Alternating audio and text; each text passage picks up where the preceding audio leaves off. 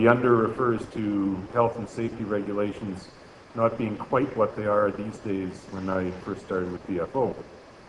It was go out and do things, and hopefully you'll come back. If not, there's other people we can hire. So just as a little bit of background, I was born downtown and raised in mainly in Whitehorse, but also up and down the Alaska Highway. I can still spit dust for those of you who have ever heard what the highway used to be like. And I'm also a little bit unique of the people in my generation in that I ended up with a job within natural resource management through Fisheries, because when I grew up here, for the local kids, you were expected as a man to drive a cat, and if you were a woman, you'd work in a store. So I think one of the greatest things that you've seen within science over the last 25 years is the fact that local people can see futures in it, they're working in it, they're getting their educations, and they're going to have a real influence on the Yukon of the future. And I'd like I think that the question of influence is really strong, because I think within science almost by definition is about control. And if anything that I've learned over the last 25 years working in the Yukon, working with fish, working with the land, the water, and the people, is that there is no control. But if one does approach people in land and water and fish in the right way, one can have influence with it. So, as Jean said, I listened very carefully to her and didn't provide a PowerPoint presentation, so I can't show you the wonderful areas that people are working on fisheries related tasks on, but for those of you who are going to be going on the field trip, I will have a computer that will have some of this on it. I'd like to Tom Young is always a very difficult person to follow, but he does give me some ideas of how to organize mine. Now, what we're looking at in the Yukon is two things. We're looking at the increase, if you want, of Beringia, and we're also looking at the very end of the Ice Age. That's really reflected in the southwest corner of the Yukon and in the northwest corner of British Columbia, where the ice fields are disappearing, where habitats, and I'm going to take it from the fish side now, where habitats for fish, and particularly for very valuable fish such as the Pacific salmon, are increasing. Right now, the Tweedsmuir Glacier is galloping, but only 3 years ago it had retreated to the extent that myself and my colleagues were saying we have to start studying the upper Alsac in order to determine what type of fish are going to be able to use it, what stocks we want those fish to come from, whether it will be active or passive, because we thought that within a very short period of time, the Tweedsmuir Glacier would retreat to the extent that pre-existing river bottom that's underneath it, that we think is underneath it, would open up, and we'd have the greatest range extension of Pacific salmon probably in the last 5,000 years.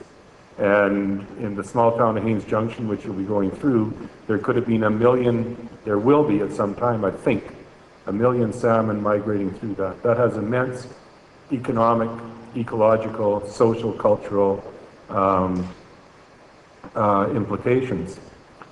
So that's the southwest. Another thing with the southwest Yukon is that Dan Selby, who's done some work on small lakes, doing lake cores to determine what past climates were, is going to be working with McGill and Queens, and what they'll be looking at, if they're funded, is the potential that the Kalani ice fields are slowing the rate of climate change, of warming in the southwest corner of the Yukon, northwestern British Columbia, and at some point they could hit a tipping point, and all of a sudden that area of the Yukon, which is warming more slowly than other parts of the territory, will not only start warming faster, but will catch up with the others. So that would have tremendous implications for the remaining glaciers that are there. We could very, very quickly see one of these very rapid retreats, which were indicative of the end of the last ice age.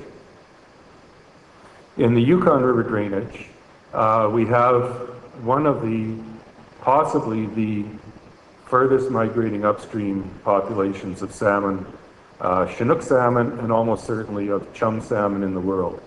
And what we're doing right now is we ourselves, the ADF and G, is we're putting together baselines of DNA for the salmon to do stock separation. But the next stage from that will be using the DNA to look at the history of those fish over the ice age, where they were, what they were doing, how they spread subsequent to the ice age. That information will be available through the DNA, but it'll be the next generation of people who work on that. Along with that, for the freshwater fish of the Yukon, we have very few species, because what the glaciers do is they reset everything. And then the fish have to recolonize, but they can only recolonize along river bottoms, or river valleys along flowing water, and in that they're different from the mammals which can travel overland. So where with the mammals you have a high number of species, within the Yukon you have a low number of species, but what those species then do is separate into stocks, and what the stocks then do is utilize the habitats which would normally be utilized by distinct species elsewhere. But in so doing, what they do is they become species as defined under Species of Risk Act. And there is the potential for a tremendous amount of science in the future to be done on aquatic systems in the Yukon, on the fish, the freshwater fish, to determine the distance that they are genetically from each other and whether or not any of them will qualify for protection under Species of Risk Act. So that's something that those of you who are new in the science writing game, in a decade or so, sharpen your pens. There will be material to write on that. We're also, something that also came up and that you probably read about over the years is the whole question of bringing the sea into the forest through the marine drive nutrients that the salmon come back. We were able to interest one of our, the DFO scientists to come up and look at the Yukon River for the Chinook. And the Chinook salmon, not very many of them get up to the headwaters. A signature was there, but it was very quiet, very, very muted.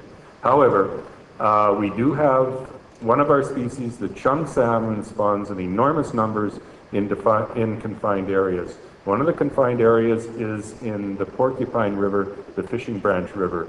It is a karst river. In other words, it's limestone which has dissolved, water flows through it, it leaves heat there, the heat comes out all through the winter time, and there is an enormous stock of chum salmon spawning there. The land is within the Vuntut Gwitchin traditional territory, and the Vuntut Gwitchin, in partnership with a number of other governments and agencies, including University of Ottawa, are currently carrying out a detailed study of the land, the water, and the fish through the University of Ottawa. The final thing I'd like to speak to is and this is where we're a bit different from we're quite a bit different from mammalian research, is that fisheries is an economic activity, and the research in respect of fisheries tends to be on those species and stocks which have an economic or a social cultural value. So we look at the salmon, we look at the lake trout, we look at the species that people tend to use. And as a result of that, the funding comes through agencies which want the research to be done for that. About 10, 15 years ago, contaminants, the long-range transport of contaminants across the world, entering Arctic food webs, etc., became very important. And we were able to, we being the people in the Yukon, were able to interest southern researchers, we interest them with money, to be able to come up and to do some fundamental work on Yukon ecological, or the ecology of Yukon lakes. So Karen Kidd got her PhD in Lake Labarge. 10 years later, a fellow by the name Michael Ryan got his PhD detecting what the changes were in the contaminants and in the ecosystem over that period.